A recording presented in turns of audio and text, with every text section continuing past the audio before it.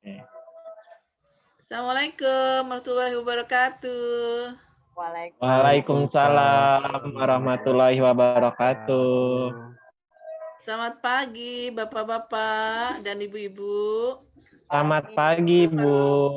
Selamat pagi Bu Maisito. Apakah Selamat pagi Bapak. hari ini sudah hadir semua? Sudah Bu. Kelihatannya udah hadir semua Hadir Bu. ya. Hadir. Hadir Bu. Ya, bagaimana kondisinya sekarang? Apakah Bapak dan Ibu sehat-sehat? Alhamdulillah. Sehat Bu. Alhamdulillah, Alhamdulillah. sehat-sehat ya. Ya, Ya. jaga kesehatan karena ya sekarang ini ya corona ini udah luar biasa ya, sudah Betul Bu. menyebar ya kemana-mana. Jadi jangan lupa pakai masker, sering-sering cuci Oke. tangan dan jaga jarak. Jangan sering Betul. keluar-keluar terus ya Pak Rizky. Iya Biasanya Bu. anak-anak muda nih yang suka jalan-jalan keluar ya cari angin katanya. Nah, kalau sekarang udah di rumah aja deh. Iya Bu, stay Ya, at jangan home. bosan di rumah. Iya Bu. Ya. Oke. Ya, bisa kita mulai ya belajar ya. Bisa Bu. Bisa Bu. Nah, oke. Bisa. Ya, agar belajarnya tidak kaku ya Ibu minta salah satu dari peserta ini untuk ice breaking. Ya, siapa ini sekarang yang ice breaking? Saya aja Bu. Oh, Pak Ijal. Ayo Iya, silakan Pak Bu. Ijal. Untuk mengawali hari ini Oke. supaya tidak kaku dan selalu berbahagia. Ini ada sedikit ini tebak-tebakan ya Bapak Ibu. Ya. Oke. Sudah bisa dimulai ya. Siapa aja? Siapa Ijal? Tikus-tikus apa yang kakinya dua? Iya. Hah? Tikus siapa yang kakinya dua? Tikus yang kakinya dua. Tikus berdiri kali. Nah, Apa itu? Aduh, otak saya boyot dah. Kantor. bukan, Tikus beras. Bu. Oh, bukan Tikus tikus beras. kantor karena kan benar. Tikus. Tikus.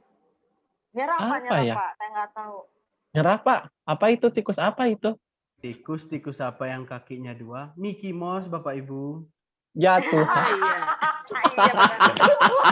Nggak kepikiran itu lagi. Saya udah mikir Mickey Mouse, lah masa iya Mickey Mouse, Iya. kirain plesetan.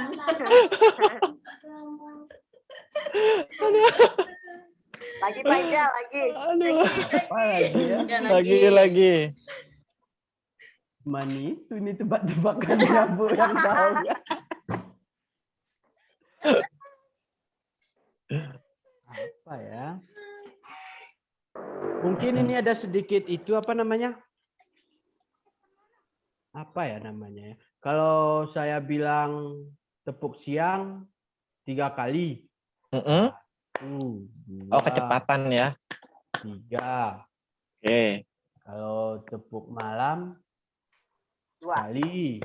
Kali. Kalau Oke. pagi 2. 1, 2. Dua. Oke. Nanti saya akan mengarahkan kepada Bapak Ibu yang saya tunjuk. Misalnya Pak Rizky tepuk malam. Bapak langsung. Ya. Mulai ya. Oke. Ibu Elna tepuk pagi. Benar. Ibu Masito tepuk malam. Tepuk Malam. Malam, Bu. malam. Iya. Betul kan? Berapa kali Ibu tepuk? Betul apa salah? Tiga. 3, betul. Tiga. Tiga. Iya. Iya kan? Iya, tiga. Iya betul. 3. Mungkin itu aja ice breaking-nya Bu pada hari ini. Semoga diawali dengan bahagia. Saya kembalikan ke Iya. Bu Masito. Oke. Siap. Ya. Baik, Pak Ijal, terima kasih ice breaking-nya bisa membuat kita senang, bisa membuat Sama-sama, kita Bu. enjoy, ya, tidak kaku. Betul. Ya, bisa kita mulai ya belajarnya ya. Ya, Ya, Bu. baik, Ibu minta bantuan dari Ibu Resi untuk materinya ditampilkan. Oke, tunggu ya Bu sebentar. Makasih.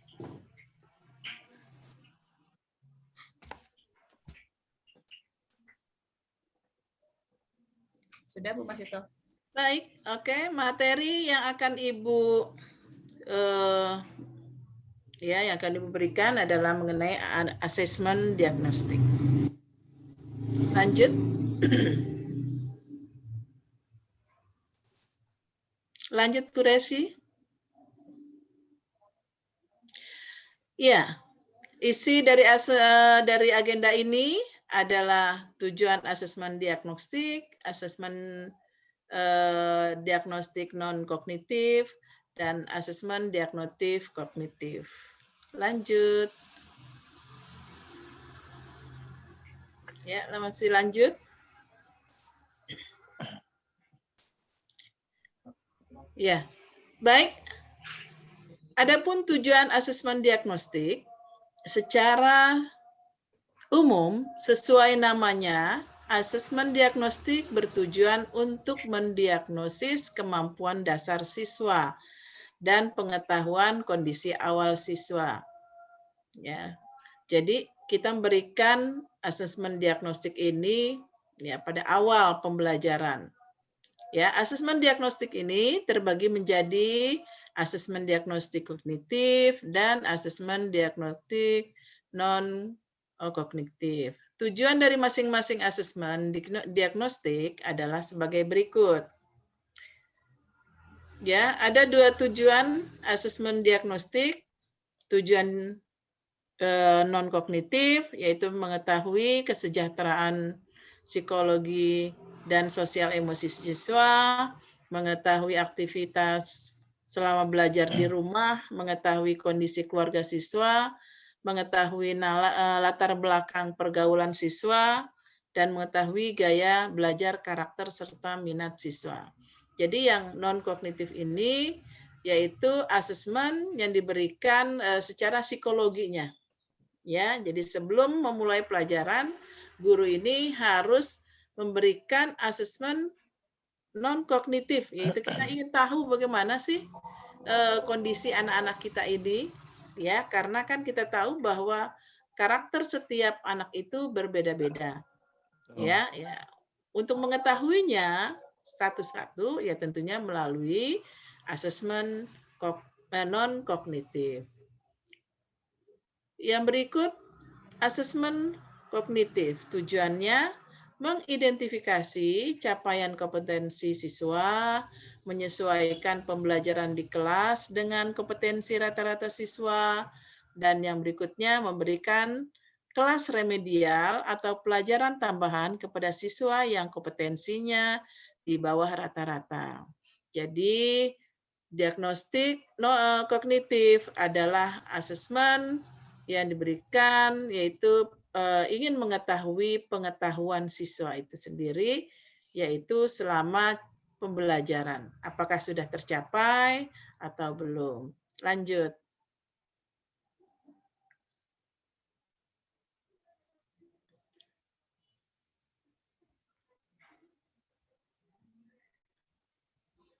Ya, dilanjut. Ya. Asesmen diagnostik non-kognitif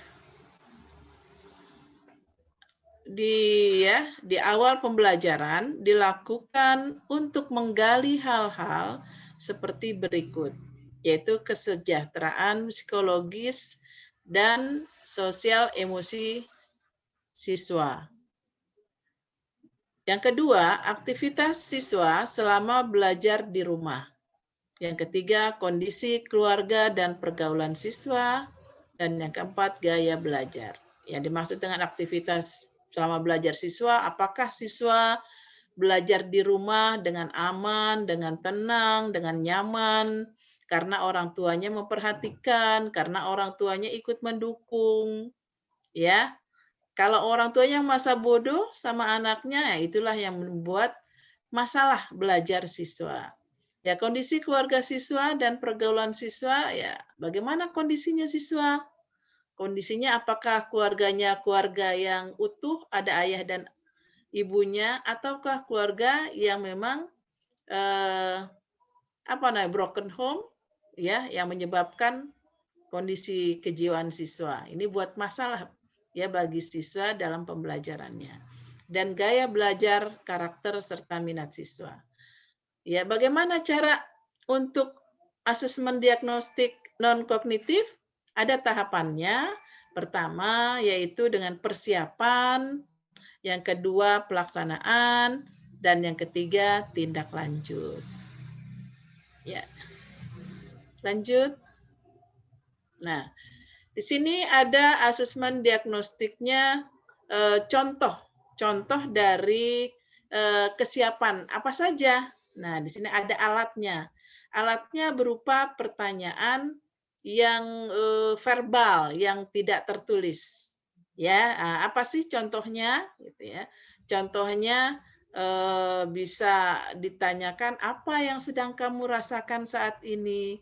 Ya, kemudian bagaimana perasaan saat kamu belajar di rumah? Ya, tentunya di sini ditanyakannya tidak dengan wawancara langsung, tapi ditanyanya sambil mengobrol, ya. Jadi siswa merasa tidak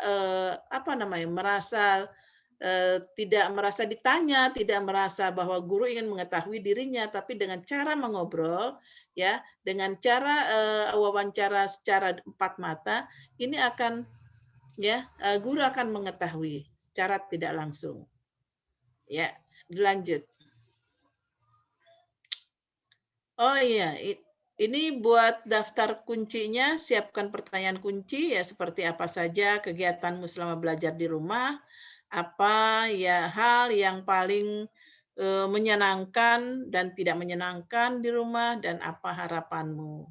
Jadi ini melalui pertanyaan-pertanyaan dengan cara sambil mengobrol, ini guru akan mendapatkan informasi-informasi secara tidak langsung mengenai siswa tersebut. Dilanjut. Ya. Ya, contoh pelaksanaannya, nah ini bisa lihat di gambar ya. Kalau remaja, SMK dari SMP, SMA atau SMK, ini dengan cara bercerita, dengan cara mengobrol, dengan cara secara langsung ya. Kalau dengan anak-anak diberikan alat tulis, suruh menggambar atau suruh bercerita bagaimana kondisi keluarganya. Ini akan terbuka anak-anak itu dengan secara tidak langsung dan guru akan langsung mendapatkan informasi. Dan anak TK juga bisa melalui gambar-gambar, bisa dilihat hasil gambarnya apa yang ada dalam hatinya itu akan dituangkan melalui menggambar. Dilanjut.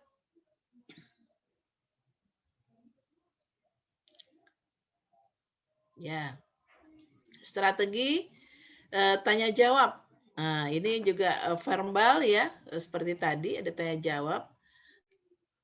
Pastikan yang pertama bagaimana strateginya nih, gitu ya, strategi untuk bertanya dengan siswa. Pastikan pertanyaan jelas dan mudah difahami. Jadi jangan yang susah-susah, secara yang mudah-mudah aja dulu. Yang kedua, menyertakan acuan atau stimulus informasi yang dapat membantu siswa menemukan jawabannya. Yang ketiga, memberikan waktu berpikir pada siswa sebelum menjawab pertanyaan. Jadi guru jangan terburu-buru mendapat jawabannya, biarlah dia merenung dulu apa yang dia rasakan gitu ya.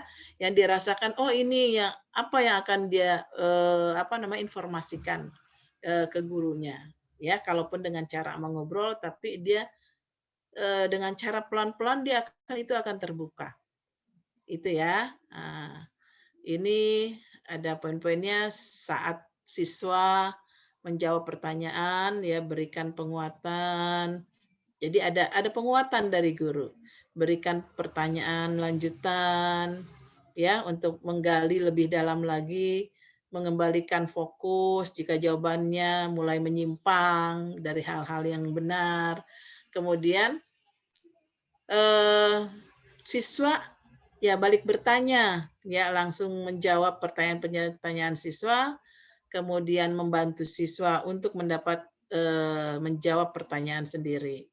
Kemudian saat siswa menjawab pertanyaan, guru coba mengarahkan kembali pertanyaannya, difokuskan kemana, ya, terus mempraktekkan pertanyaan lebih mudah difahami. Kemudian menunggu beberapa saat. Jadi jangan terburu-buru untuk dapatkan data. Biar siswa menjawab pertanyaan dengan mengalir begitu saja. Kita lanjut.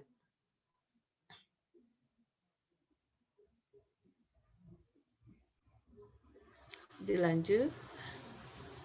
Oke, ini ada tindak lanjutnya. Tindak lanjutnya yaitu guru mendapatkan identifikasi siswa dengan ekspresi emosi negatif dan ajak berdiskusi 4 mata. Oh, ini tindak lanjut yang akan dilakukan guru terhadap siswanya.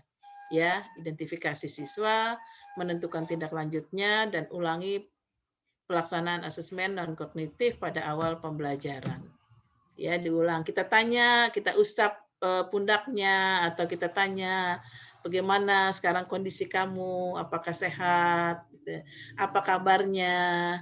Nah, ditanya sebelum belajar. Tidak hanya satu orang, jadi setiap murid kita tanya, apa kabarnya anak-anak? Apakah kamu sekarang senang? Apakah kamu sekarang sehat? Itu ya, jadi setiap pembelajaran.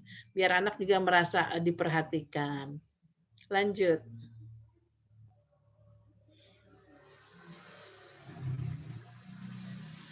Ya, lanjut.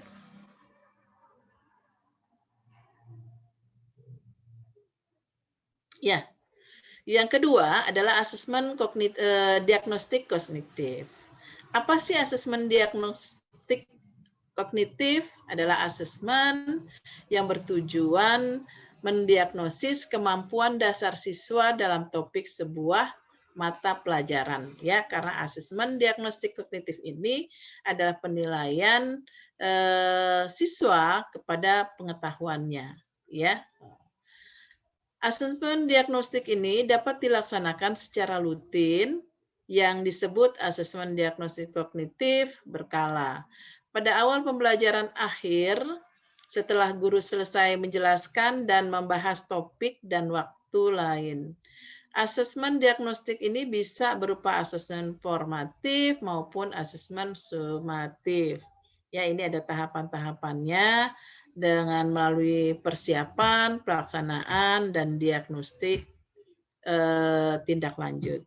Ya, tentunya Ibu dan Bapak semua peserta ini sudah paham kok apa sih yang dimaksud penilaian formatif dan penilaian sumatif. Kita lanjut.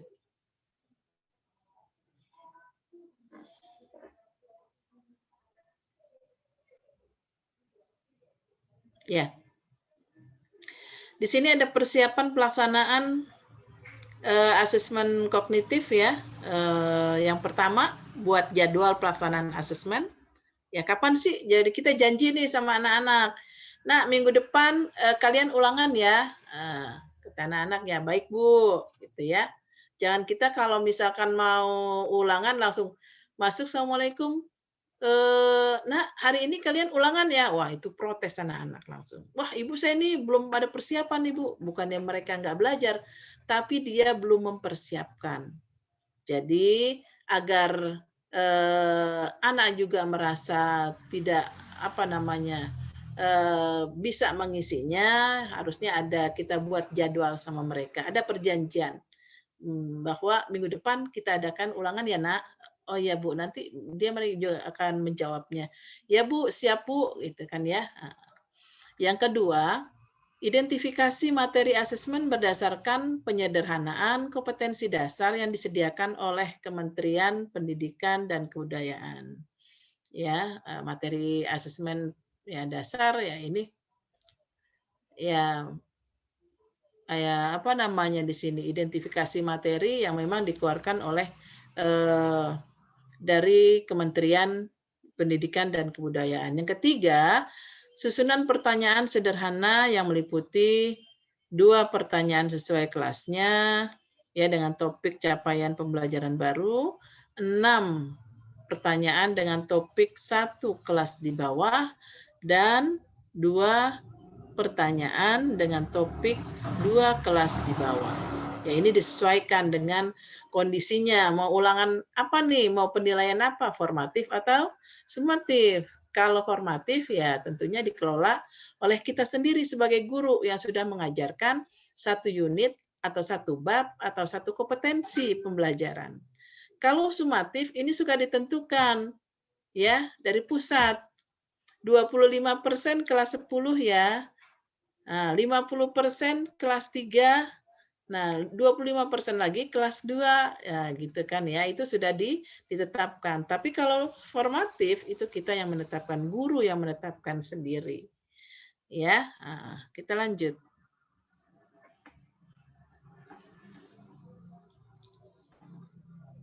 Ya. Nah, tindak lanjutnya yang pertama, lakukan pengolahan hasil asesmen. Ya, apa saja nih yang dilakukan nih untuk apa namanya? Diagnostik kognitif. Ya, tadi tahap awalnya lakukan pengolahan hasil asesmen, buat penilaian dengan kategori apa nih, paham utuh, paham sebagian, dan paham hitung, ya, hitung rata-rata kelas, tidak paham. Jadi dibagi 3 nih, ya dibagi 3 kelompok yang sudah paham banget, ya, yang kemudian sebagian paham dan tidak paham. Nah, kemudian hitung rata-rata kelas. Yang kedua, bagi siswa menjadi 3 kelompok. Nah, ini siswa yang dengan nilai rata-rata kelas akan mengikuti pembelajaran dengan ATP sesuai dengan fasenya. Kemudian yang berikutnya, siswa dengan nilai di bawah rata-rata mengikuti pembelajaran dengan memberikan pendampingan pada kompetensi yang belum terpenuhi.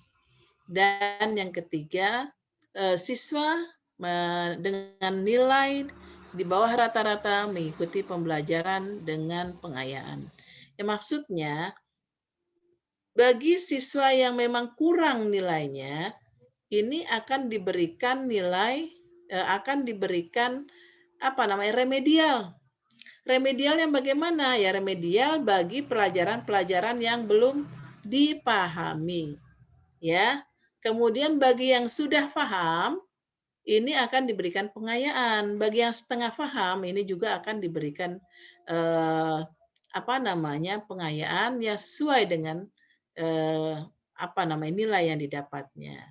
Yang ketiga, lakukan penilaian pembelajaran topik yang sudah diajarkan sebelum memulai topik pembelajaran baru untuk menyesuaikan pembelajaran sesuai dengan rata-rata kemampuan siswa. Yang keempat, ulangi proses diagnostik ini dengan melakukan asesmen formatif dengan bentuk dan strategi yang variatif, ya, sampai siswa mencapai tingkat kompetensi yang diharapkan. Maksudnya, kalau misalkan guru sudah memberikan asesmen formatif, kemudian nilainya kurang, ya tentunya akan remedial kan. Nah, remedialnya ini jangan bentuk soalnya seperti itu lagi, dibuatlah yang menarik, ya, yang menarik untuk siswa, misalkan bisa pilihan ganda, ya misalkan ulangannya esai kemarin, ya dibuatlah remedialnya pilihan ganda, atau dibuatlah remedialnya mencocokkan, atau dibuatlah remedialnya sebab akibat, biar menarik anak-anak, tidak bosan, ya. Yang apa intinya bisa mencapai tujuan yang diharapkan, ya dia mau belajar lagi. Lanjut.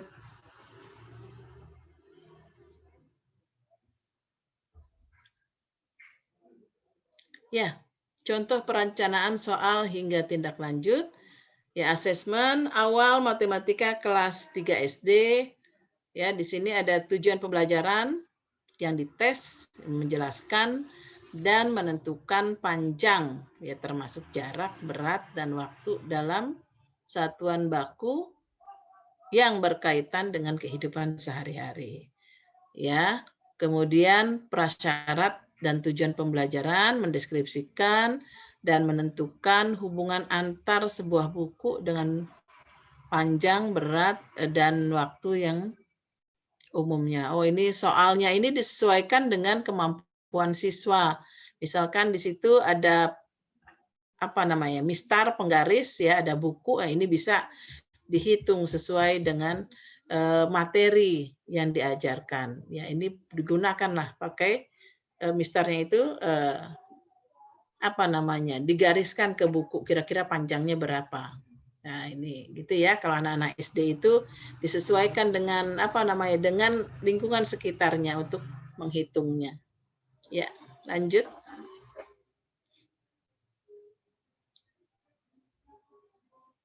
Ya. Ya,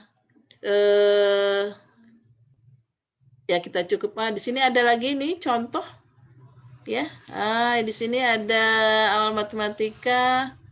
Jawabannya ada jawaban misalkan nomor 1A, ada kunci jawabannya, nomor 2B, nomor 3C, skor nilainya ya. Ada skor nilai yang utuh. Kemudian si B-nya ini ada hanya sebagian anak yang benar. Kemudian yang soal C-nya ya banyak yang tidak paham. Ya, nah di sini ada tindak lanjutnya, ada deskripsinya. Bagaimana deskripsinya? Bagaimana kalau anak yang utuh, yang nilainya bagus, ya harus melalui pengayaan. Yang sebagian bisa ikut pengayaan atau bisa ikut juga ke remedial yang tidak paham. Itu ya. Nah, lanjut. Ya, baiklah IHT hari ini. Apakah ada yang mau bertanya? Materi diagnostik. Ya, Pak Rizky, silahkan Pak Rizky. Oke, Assalamualaikum warahmatullahi wabarakatuh. Waalaikumsalam.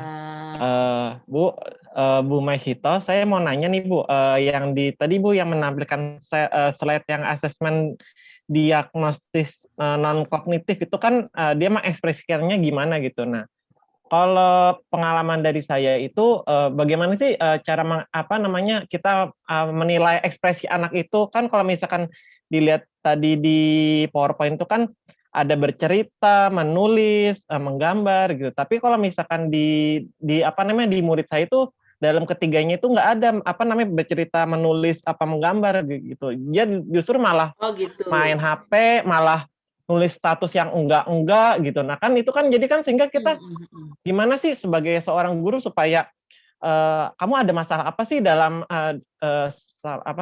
sekolahnya gitu. Coba bisa diceritakan tapi dia nggak mau cerita gitu. Nah itu Ibu bisa bisa kasih masukan nggak Ibu bagaimana pendekatan untuk siswa terhadap gurunya gitu. Ya, kalau yang tadi kata Pak Rizky dengan cara menulis, menggambar, itu kan ada tingkatan-tingkatan umur ya. Kalau misalkan tingkatan SMA ya nggak mungkin lah suruh gambar, ya bisa aja sih suruh menggambar. Tapi kan dia lebih suka ya dengan caranya sendiri ya. Kalau misalkan anak SD biasa coba nulis gitu ya. Apa sih yang kamu rasakan itu biasa anak tulis.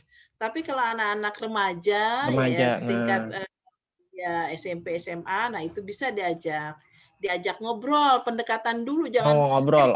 Oke. dengan cara ngobrol aja. Jangan di-judge terlebih dahulu ya Bu ya.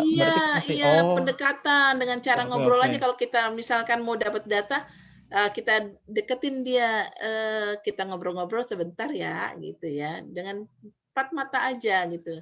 Sambil ngobrol, gimana kabarnya kamu? Apakah kamu sehat hari ini?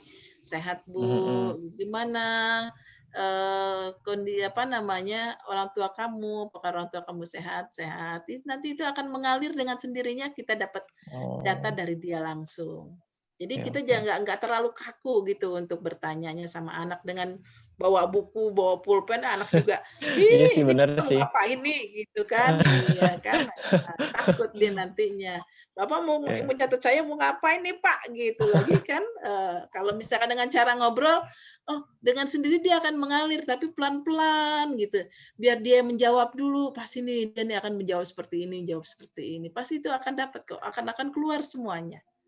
Ya, apa yang Ya. kita inginkan itu keluar semuanya. Oh, berarti ya itunya sih Iya, pendekatan secara perlahan pendekatan. dulu ya, Bu? Oke, oke. Iya, Siap, iya siap. Oke, betul. terima kasih Bu Ya, Masito atas masukannya ya, iya, Bu. sama-sama. Ya, Ya, baik, ada lagi yang bertanya? Kalau tidak ada yang bertanya, kita Ibu cukupkan ya. Ya, untuk mengakhiri, ya, Ibu minta ada yang membaca doa biar kegiatan hari ini ya agar bermanfaat. Siapa yang yang giliran membaca doa? Ada yang mau membaca doa? Doa penutup Saya untuk materi hari ini? nah, ya Bu Resi. Ya, silahkan Ibu Resi. ya Bapak Ibu semua, kita sampai di akhir IHT hari ini.